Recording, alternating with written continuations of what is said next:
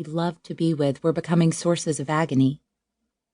We'll be hanging out downstairs just watching a movie or whatever, and everything is fine. Then one of them will bring up college, and all I can think about is how I'll be dead. He turned his face away and pinched the bridge of his nose to stop the tears. I cupped his head in my hands and kissed the top of his head. I moved to the couch across from him, took a deep breath, and looked into this brave, weary, and heartbroken boy's soul. And I prayed. I prayed the desperate prayer of a mother who knows her child is beyond the reach of her wisdom. In my head, I screamed, "Give me the words, please, just give me the words."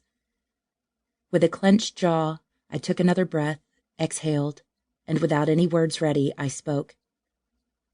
"How many kids are in your class?" I asked. "I don't know, maybe around 700, he replied. "Zach, the likelihood of one of them dying within the next few years is pretty good. Think about that. There is a kid in your class who is going to die soon but just doesn't know it. You know you're going to die, and you have a pretty good idea of when. You have the advantage of preparing your soul. You get it. That other kid, he thinks he's just preparing for college. So what's really going on here isn't that your friends are moving on and leaving you behind. It's the opposite. You've moved on and have left them behind." He lifted his head, intrigued yet still troubled. "Yeah, but what am I going to do with my time? It just seems so pointless to be doing this stuff," he said, gesturing to his backpack.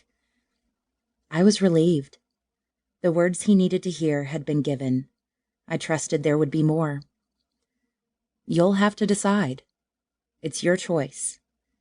If graduating is important to you, maybe you can reduce your schedule and just take the classes you need to graduate.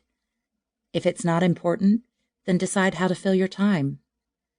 Do you really want to be at home while everyone else is at school? You could get a job or give guitar lessons. You have the freedom to make your life whatever you want it to be without the worries of planning for a big, long future like the rest of the kids." My heart rate quieted as I saw the sadness on his face ease into thoughtful consideration of the possibilities.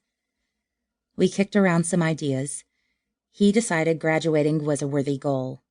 Should a miracle happen, he wanted to be ready for college. And attending school would allow him to see his friends daily and keep up with their lives. But he didn't want to tie up more time at school than was absolutely necessary. He wasn't feeling great and didn't have the energy for a full class schedule. We hammered out a plan that he felt good about.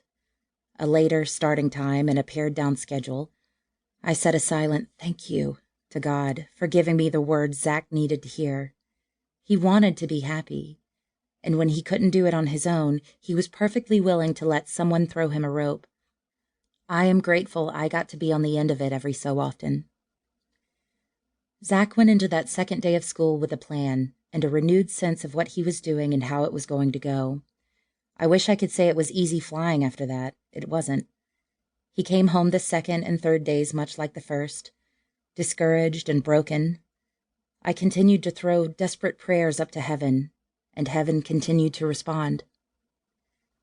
"Zach, remember where you live.